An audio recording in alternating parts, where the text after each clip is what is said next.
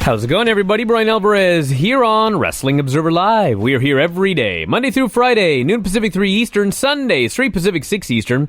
We got a lot of news to get into today, hours worth of news, actually, from all over the world. Pro wrestling, WWE, AEW, mixed martial arts as well.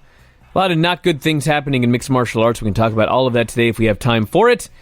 So, obviously, tonight being Monday, Raw is number one on the list. The fallout from the Superstar Shakeup last Monday and Tuesday. And I don't know this for sure, but it appears that the shakeup is still going on. As of this morning, Andrade and Aleister Black, who were Raw talents on last week's show, today are randomly listed as being Smackdown talents. So they may have been shaken up again. I know that tonight Samoa Joe is scheduled to debut on Raw. So he was listed as a SmackDown talent the last we checked, but he can't be a SmackDown talent unless SmackDown is going to either have the Intercontinental and U.S. titles, or they're going to do some interbrand match to get one of the titles back on Raw. But I believe Samoa Joe is going to Raw. He's there. He's scheduled to be on the show.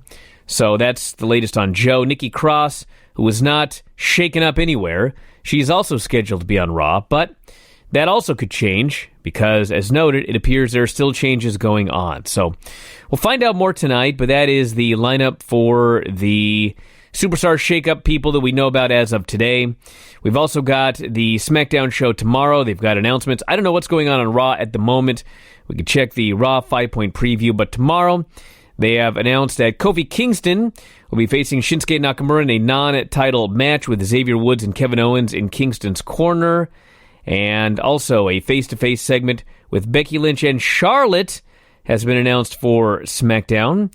And show's taking place in Lincoln, Nebraska. Big storyline, I guess, on the show also is, will Roman Reigns be fired for punching Vince McMahon on last week's SmackDown?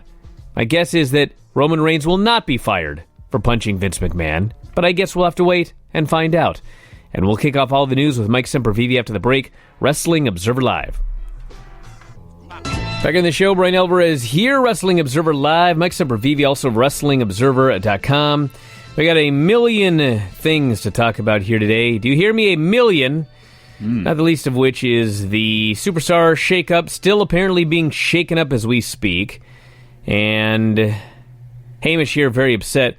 What is the point of the Superstar Shakeup when it's still going on? First, it's not exciting at all. Now they've killed the prestige, any prestige the gimmick had left, and the brand split already. Well, that's not going to happen. But yes, we've got all sorts of things going on. Samoa Joe's apparently going to Raw, Nikki Cross to Raw, Andrade, Aleister Black apparently going to SmackDown. I guess that would mean that Aleister Black and Ricochet are no longer a team. I guess that means Andrade and Charlotte are still a team. They were dating, split up in the shakeup originally. Now apparently Andrade is back on SmackDown with Charlotte. So lots of stuff going on. I guess we'll find out more tonight. They do what they want. Not necessarily with a lot of rhyme or reason to it. Mike, any thoughts on that? Look, I just hope we're able to keep the same chemistry now that you're back from Hawaii. You know what I mean? I hope we're able to get back on the same track together.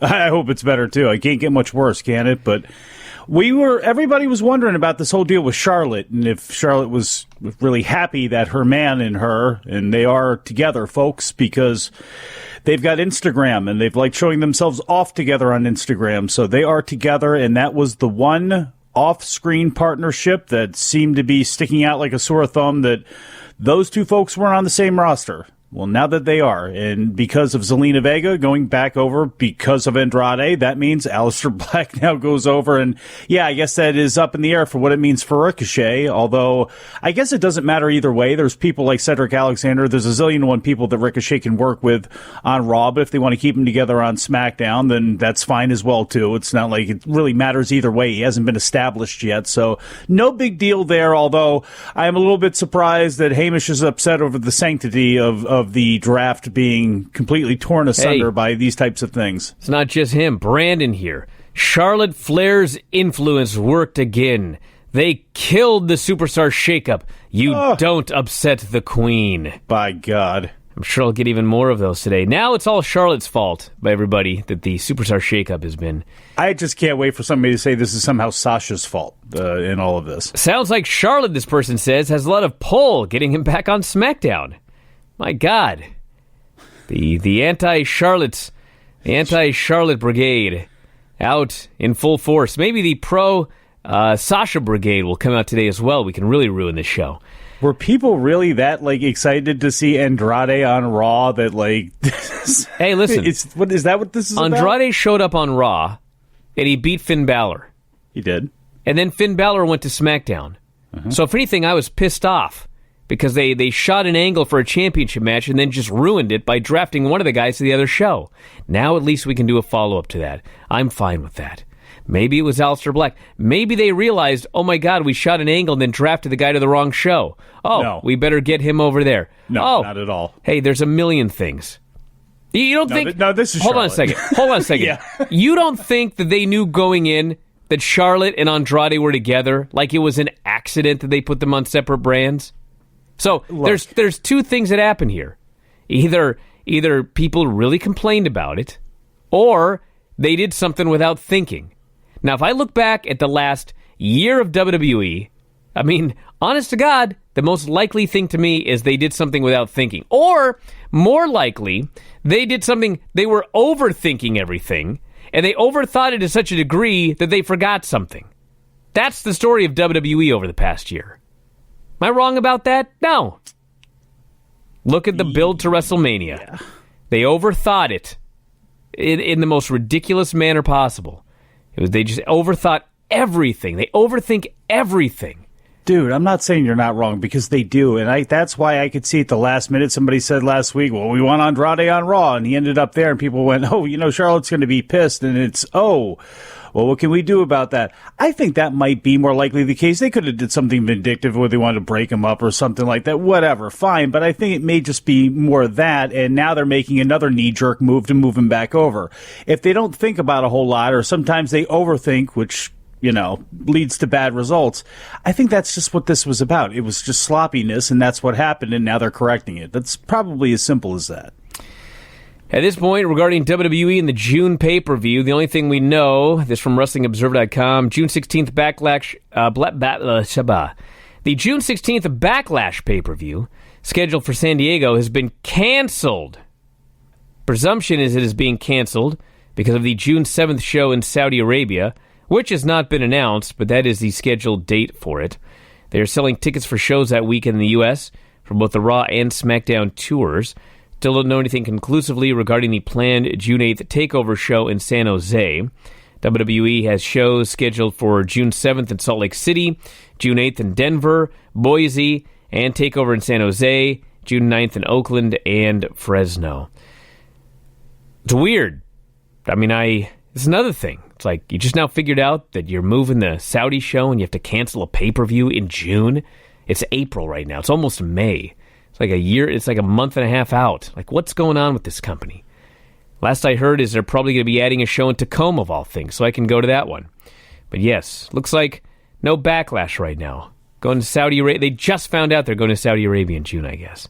Even though the date is on the calendar. Well, it's WCW, dude. Well, and the hilarious part about this is, too, it's a show that, they're going to be building towards, but not really building towards, because they're not really going to say where it is, and they're probably going to try to avoid saying a whole lot other than you're going to get to see Elias and The Undertaker on the network, and then kind of leave all that other part out. So, yeah, it's a great partnership right there between the universe and the kingdom. This person here says, all of these post-shakeups, and Xavier still can't get Breeze on SmackDown. Do we know for sure that Tyler Breeze isn't on SmackDown, just out of curiosity?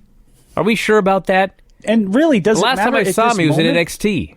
But at this moment, does it matter? Because when they're ready to use him, they'll just bring him up wherever he is, and that's fine. I mean, they won't care. I mean, no offense to Tyler Breeze, but, his name can easily move across the line on the ledger at any point. This person says, this is proof Charlotte is the chosen one. They just keep coming in. Why? This person here says, I know Charlotte called for Andrade to come back on SmackDown, But what was up with Lars Sullivan first going to Raw, and then the next night he was on SmackDown?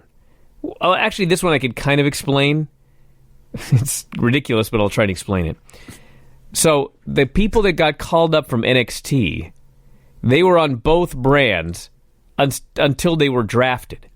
So, on Monday, Lars was officially still on both brands because he hadn't been shaken up yet. But he got shaken up on Tuesday, so that's why he was on Raw Monday and then SmackDown on Tuesday. And thankfully, unlike the last time he got shaken up, he didn't run out of the building. And yes, your brain should be shaken. This person here says, Bryan, welcome back. With all the shaking up that's happening yet, the mid-card of evil, Drew, Corbin, and Lashley, are still together. Yes, they are. And there are lineups, by the way. There are lineups that feature Baron Corbin versus Seth Rollins for the championship coming up. I mean, people talk about the post-Mania lull. I wonder why. You're going to do Baron Corbin against Seth Rollins for the championship? That's your plan? For pay-per-views? This person here says, with Backlash being canceled, what does that mean for the women? They almost certainly won't be allowed on the Saudi Arabia tour. Is everything in the respective women's title scenes just going to be frozen until the pay-per-view after the Saudi show? Basically, that would be incredibly lame. Well, there's a May pay-per-view. There's a May pay-per-view, and there's Raw and SmackDown, and there's the July pay-per-view. So, yeah, they probably won't be on a pay-per-view in June, but they're still going to be pushed. They'll still be all over the place. It's not a big deal to miss one pay-per-view. More people should miss one pay-per-view. This person says, Charlotte kidnapped the Lindbergh baby. Just keeps coming. So many things that I didn't know about Charlotte Flair's evil. How dare she want her husband on the same brand? It's clearly all her call.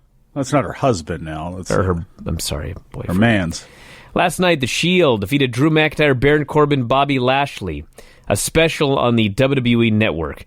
They aired half of a house show so that you could see the send-off, the nice, polite, pleasant send-off for Dean Ambrose, who was leaving.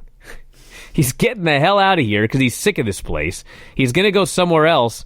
And they've spent 3 months just giving him everything he's wanted on the way out. It's mind-blowing. Low-key bizarre. It has been bizarre. That's the one story we could look back like, really? This? It's just completely weird. Although, we'll see, too, if he legitimately takes enough time off where people think that he's going to be retired, or if he's just talking right now and he's going to jump back into something. I'm going to laugh when he shows up on the next AEW show and Vince goes, I can't even say what he'd say. Back in a moment, Observer Live.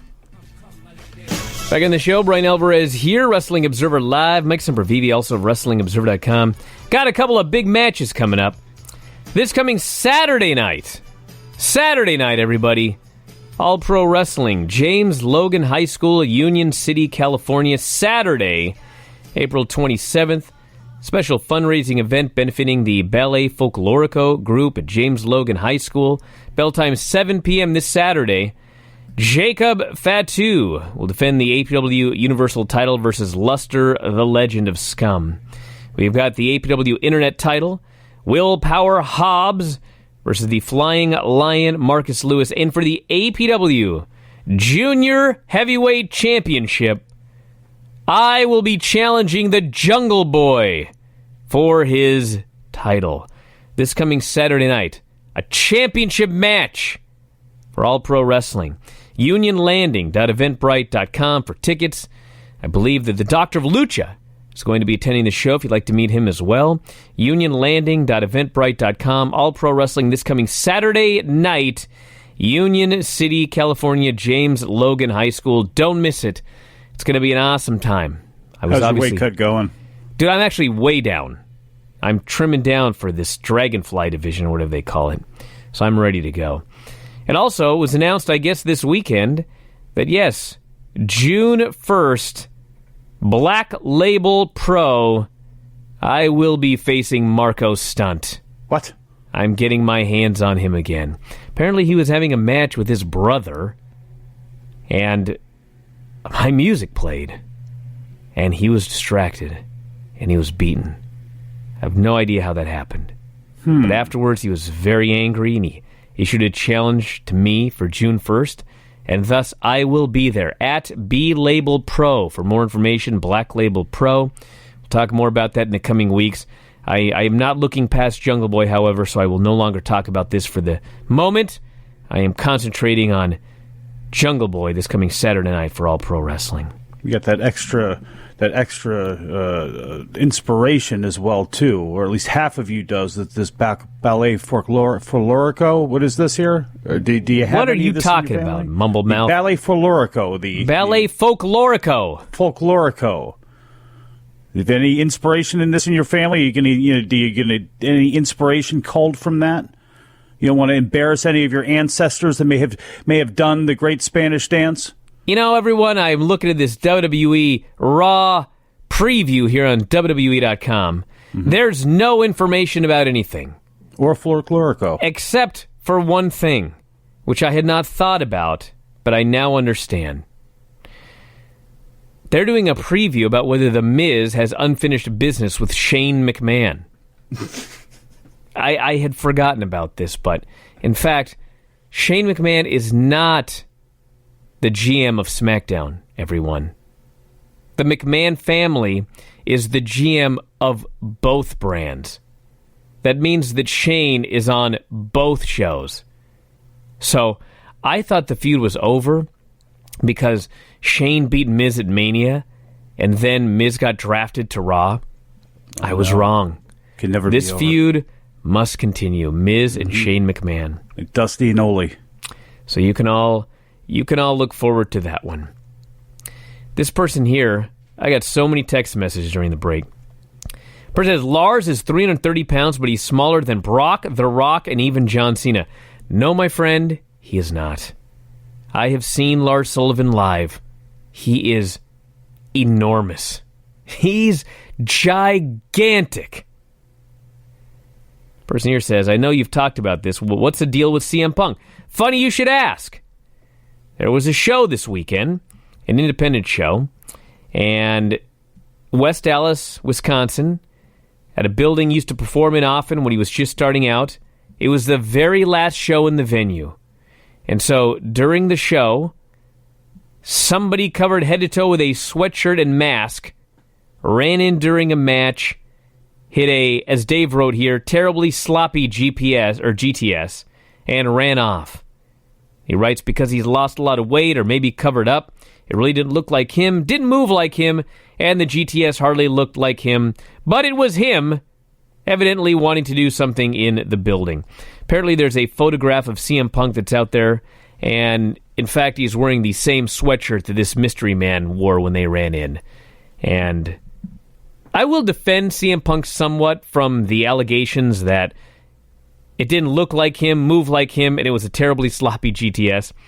He is much skinnier now. And he was wearing all black. So there is that. As far as the horribly sloppy GTS, I didn't think it looked that sloppy, but the thing that I noticed more than anything else is every ring is different when you go to different places. And this ring here in West Dallas, Wisconsin, was the bounciest ring I have seen in I don't even know how long. It was like back in the old days of ECW when that ring was like a trampoline and dudes would take bumps and bounce 10 feet in the air. There was so much give in this ring that if you're used to doing the GTS in a WWE ring, which he was, that WWE ring, I don't want to say it's hard as a rock, but it is no trampoline.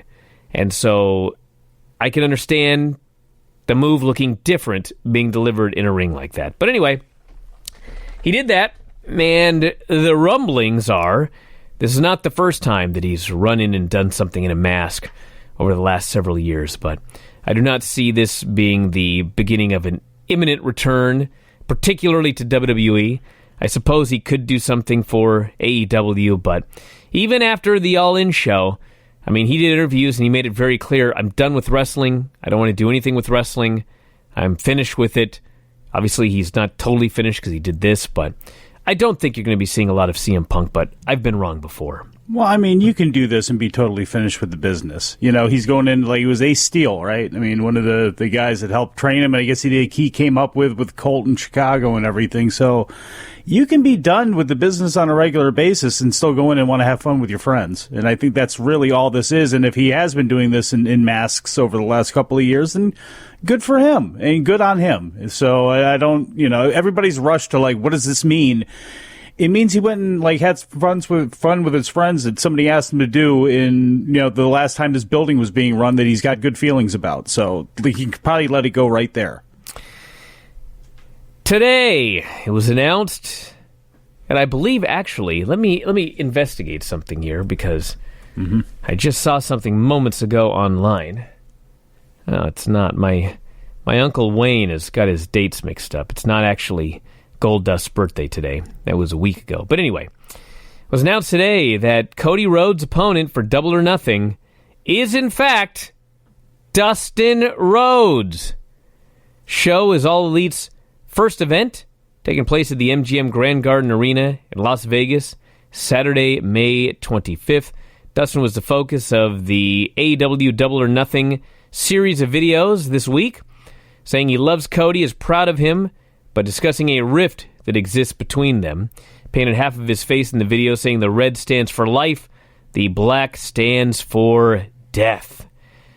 These guys wanted to do a match at WrestleMania forever, and it never happened. And they even started building it up for a while on TV and then dropped it. And so now, I guess this will be their WrestleMania. Dustin versus Cody, taking place on the Double or Nothing show in Las Vegas on Saturday, May 25th. I know a lot of people are wondering why they're starting with this instead of teaming with them and then having some sort of breakup later on down the line or something like that. I think it's going to actually go in the opposite, just simply because I could see with a bunch of tag teams that are going to be in AEW, and there seems to be a focus that's going to be on that down the line, the Bucks against the Rhodes, which would make a lot of sense. And I think it is probably good to get this thing out of the way early and not have the brother versus brother build, because a lot of times that just doesn't work anyway. So I think having a good match between the two that they would want to do is the best thing that they could do, and then you can just move on from there, whether if Dustin's going to be in the mix or not. This person here says, tell that man to go watch Lars close and in person on a WWE house show.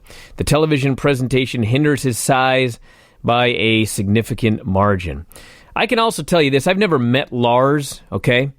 But he had acromegaly, giantism. Same thing that the Big Show had, Andre the Giant, and others. And one of the things with acromegaly is your hands are gigantic, your head's gigantic, your proportions are a little more freaky than an average person. But it also means that you've got big, thick bones. And if you know anything about bodybuilding, like a lot of very, very successful bodybuilders, how can I explain this? If you've got, I don't want to say thinner bones, but if you've got thinner bones, I guess basically. Smaller bone density. Smaller, just take your wrist, for example, okay? Like, I can put my thumb and middle finger all the way around my wrist, so my bone structure is smaller than someone who has thick bone structure. You put a lot of muscle on somebody with thin bone structure, they look way bigger than they actually are. You put a lot of muscle on someone with thick bone structure, and they don't look as big as they actually are. So as he noted, if you go to a house show and you see Lars, he is a monster.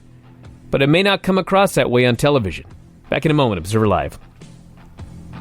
Back in the show, Bryan Alvarez here, Wrestling Observer Live. Mike Sempervive, also of WrestlingObserver.com. This fella here texts in with, Dearest Bryan and Mike, I cannot listen live due to work, but can a fellow Empire member get a birthday shout-out from his two favorite wrestling podcasters? Thank you, guys. Happy Earth Day. No name. Well, happy Earth Day and happy Born Day to whoever you are. Happy birthday. Maybe it's the Earth that sent this into me, since it is Earth Day. It is. I'm sure I'll get his Did you name do your part today? This weekend. This person here says, I can't listen live today, a lot of people, but Andrade Zelina Black, did they consider moving Charlotte to Raw? keeps couples and tag teams together, and helps the Raw women's division. Well, clearly they didn't. And the reason for that, I believe, is that when... just got a funny one. When Becky loses her title, she's on Raw.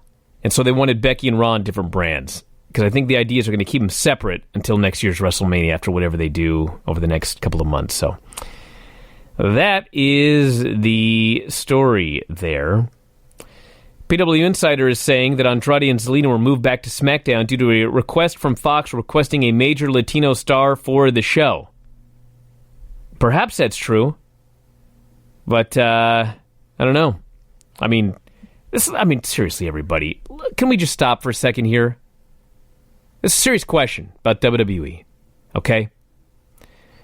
We knew there was going to be a Superstar Shakeup months ago because they announced when they were putting tickets on sale. Because remember, everybody was emailing us and texting us going, what does it mean that there's an international shakeup? Does that mean NXT UK guys are going to be involved? I said, no, it's international because it's in Canada. Don't read too much into it. But we knew about this for months and months and months. Like, how hard is it to figure out who goes to what brand? You know what I'm saying? Like me and Mike, all of you listeners, like 2 people could sit down probably, maybe 3, and you could chart out who goes where in what, an hour? Do you really need more than an hour to figure out who's going to what show? Like they did a Superstar Shakeup, and Samoa Joe was still listening to SmackDown, and they forgot people, and they put people somewhere, and then they're going to move them back. I mean, how hard is this? I don't want to hear... Dude, this company is valued at $7 billion. There's 30 writers. How hard is this to just do a Superstar Shakeup and not screw everything up and have to redo it the following Monday? Why is this so hard? I don't get it. Am I wrong here? No. And the best you just figured out you might need a Latino star on SmackDown, yet Fox had to tell you that? But the thing with that is, why would they need to do that right now? They could have added Rey Mysterio and Andrade over there at any point, and then I guess Rey Mysterio technically still is over there. At any point in the next couple of months, they could have been added over back to SmackDown if that was the case. This, again, seems to be more of like... I don't know. It seems to be more of a Charlotte thing, but who the hell knows either way? Whatever it is, yeah, it just showed a lack of planning, but that's not unusual with them. They just seem to fly by the seat of their pants, and consequences be damned, and they'll just move people over wherever. The funny part is still, too, how do you explain this away? Because is it just that the McMahon's whims? Because we talked about, or people have talked about the draft and how boring it was and how uninteresting it was and how tiring the whole thing was. And if you added some sports build to it, like, well, okay, the Andrade trade got voided for some reason. Are they going to go in that direction? I doubt it. They'll probably just say it's a McMahon thing and that's it. And who the hell knows? But it's so sloppy and messy, and just the lack of planning hurts. This person here says, how many more times are you going to job to Marco? What are you talking about? We've wrestled one time and I beat him. Clean in the middle. What's this guy talking about? What are you talking about? Nothing. I super kicked him and pinned him. That's what happened. That's what happened in that match. It's up on independentwrestling.tv. Go up there and watch it. You can screen cap it, put it on the internet if you want. That's what happened in that match. This person says, do you know anything about Daniel Bryan's injury? No. And not knowing anything about it is probably not good. I'm pretty worried about this situation. And I'm not going to say anything about it right now, but I'm fixing to be mad about it. But we can talk about that later. At who, though? Or just in general? At an agent, at him, at his opponent, who? Once we find out what happens. I don't want to talk about it now if we don't know what happens. You may be fine. This person says, but Becky is currently assigned to SmackDown. No, she's Raw. She's right now, the working idea is she is on Raw. And when she loses those titles, she'll be on Raw. So, this person says, I know that means nothing, but they're literally doing Charlotte versus Becky tomorrow on SmackDown, one-on-one singles match, for crying out loud. How are they keeping them away? it's a face-to-face. Nobody says they're doing a match. I mean, they could do a match. It has been announced on WWE.com that it is a face-to-face, not that it is a wrestling match. And this is because Becky is going to run concurrent storylines, I assume, with these titles. So it's going to be Lacey on Raw, Charlotte on SmackDown for her Blonde Ambition tour between both brands. Well, I don't know what they're going to do, but my feeling is that after they do whatever they do here, they're going to keep them apart for 1 year. And presume that by the time a year rolls by, you're going to forget everything that happened this week, which you will, because you're going to forget everything that happened last week in about a week, because so many things happen all the time. All right. Spreaker says, is Lars the same wrestler as the masked man in Lucha Underground, the son of the promoter? No. He was not Matanza. That's Jeff Cobb. Hey, dare you? Not even he's close. just wondering. Same stratosphere. And by the way, Jeff Cobb, shorter than Lars Sullivan, for those people who are upset over Lars Sullivan being 6'3", which I think is the big issue, in that if you do stand him next to Braun Strowman and he's supposed to be a monster, that Braun is a little bit more monstrous. But if Lars Sullivan steps up, it's not like every monster in wrestling history. Abdullah the Butcher was not 6'8". You know, Kevin Sullivan is 5'8" and wrestled much bigger than what he was. When you're a character like Lars Sullivan, and because of the growth that he has in his hands and his head and all that sort of stuff, he still is going to be a presence out there. Although, no, he is not a 6'10" human being. He still has the potential to be an effective monster. Just have to see how this goes, because he's probably up on that main roster way, way too early. This Ryan here, I don't know if he's got marbles in his ears or what. After your rant on Friday, Bryan, cotton in your ears, I think. He may have shoved full marbles in there. Since you don't care about who wins and loses the titles because it's all fake and belts are props and wrestlers are marks, why did you have a problem when Jinder Mahal became WWE champion? Shouldn't you have been happy for the guy?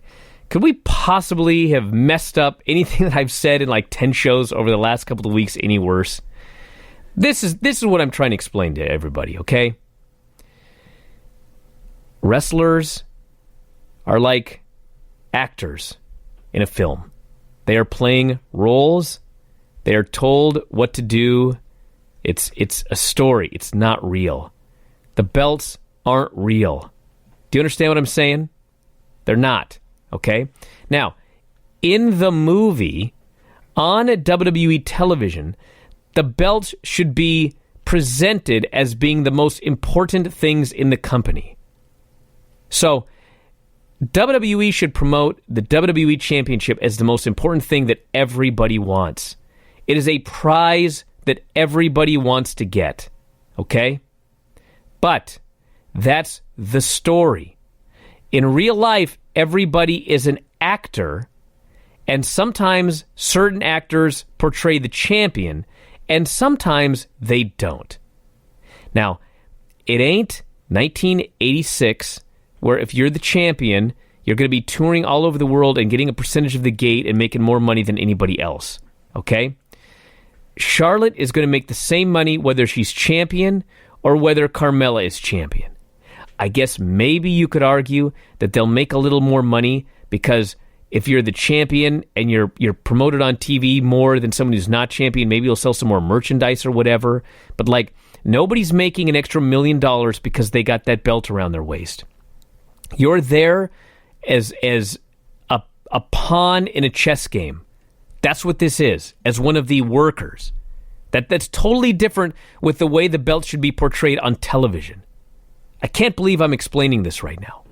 Now, Jinder Mahal, when you're the champion, there is an expectation that you're going to be wrestling in main events, and because of the way that WWE books, when you're the champion, they're going to want you out there doing 20-minute interview segments, and they're going to want you out there doing 20-minute matches.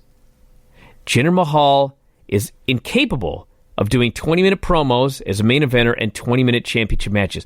And it's not even his fault because he was never put in a position to practice being a main eventer before he was given the championship and thrown out there and told to be a main eventer. Therefore, his reign sucked. It was a bunch of bad matches. It was a bunch of bad promos, and I had to watch it for 8 months, and it sucked. And just like with Carmella, when Carmella won the title, and every week she was out there doing long main event matches on SmackDown, and they were horrible to the point where I was ready to quit watching SmackDown because she was the champion. Now, and hold on, and like both of those people came before they got their title wins from being complete geeks and being looked at as complete jobbers. Jinder Mahal, even more famously than Carmella, being embarrassed by Rod Gronkowski at WrestleMania during the pre-show Battle Royal. So, yeah. That was the other thing leading into this, where you couldn't take these people seriously. And not only that, they're also, again, on top of not being in the position and being able to carry their position, being introduced into that position from a place of extreme weakness from underneath. So, yes, obviously, when you're the champion, as an actor, you should carry yourself as a champion on television, because that is the role you are playing. You are playing the role of the champion. But when the story requires you to lose the title, then you lose the title. And you don't go backstage and cry about it and pitch a fit and make it obvious how upset you are that you're not the champion anymore, because you were never really the champion. It's not real. People cannot. The problem is, fans that are upset with me can't differentiate between what they see on camera and what's really going on backstage. They're conflating the two things. They're two totally different things. Okay? If I go down to California and I win the APW, I hate to break kayfabe here, but if I win the APW junior heavyweight title, okay? When I walk through that damn curtain, I'm the champion. I'm going to go out there and I'm going to do everything I can to portray myself as the champion, and the belt is the most important thing in the world to me, okay? When I walk back through that curtain, I put the belt down because I'm not really the champion. I'm Bryan Alvarez. I'm a guy playing a role at a wrestling show. That's what this is. It's not anything more than that. But people are conflating the two things, and it's causing problems in this industry, actually, which shouldn't be happening in 2019. It's bizarre. Have to head to a break, everybody. Back in a moment. Wrestling Observer Live. Back in the show, Bryan Alvarez here, Wrestling Observer Live, Mike Sempervive, also of WrestlingObserver.com. This person can't believe Charlotte pushed baby Jessica into that well. It's just ridiculous. Just ridiculous. This person says, do you think Ambrose left because Charlotte keeps playing politics all over WWE? Maybe. That's impossible. I think we might find out in one of his post-WWE interviews that was actually the reason why he left. He just couldn't take it anymore. Person says, do you think NXT is ruining the main roster for new stars? The energy, the crowd, the creative input they get, the promos they put in, the fact WWE covers travel in NXT. Main roster seems to suck the life out of NXT call-ups. Well, they also get paid a lot more money. And I realize, everyone, that money is not the be-all and end-all, but at a certain point, you actually have to provide for your family. And when you're looking at a lot of money on the main roster, like, that's a lot of money on the main roster that you can pay for your insurance for your family and your child's college and food on the table, as they like to say. Got to put food on the table. This person here says, boggled my mind last week. They drafted both Rey and Andrade to Raw without thinking that they're going to Fox in October.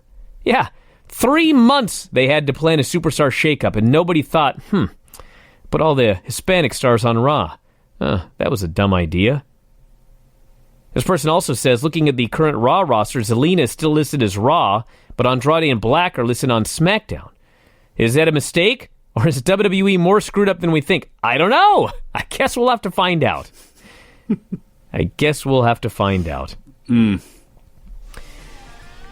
Shut up, Ryan, this person says. Jinder was terrible in his role. He didn't earn his spot. Charlotte is one of the best workers in the entire company. Despite that, she gets picked on for reasons not her fault. Finally, someone defends Charlotte at the end of this show here today. Well, they both look good in their dress-up clothes, so they got that going for them. Hey, we're at time, everybody. Charlotte may have killed JFK at this point. We're out of time. I want to thank you so much for the call here today, or the calls and the texts and everything else. Here every day, Monday through Friday, noon Pacific, 3 Eastern. Sundays, 3 Pacific, 6 Eastern. Back tonight with Dave, Bryan and Vinny Show, Retro Raw and Nitro tomorrow, and also last night. Check it out at video.f4wonline.com as well. And that's it, everybody. We'll talk to you next time. Wrestling Observer Live.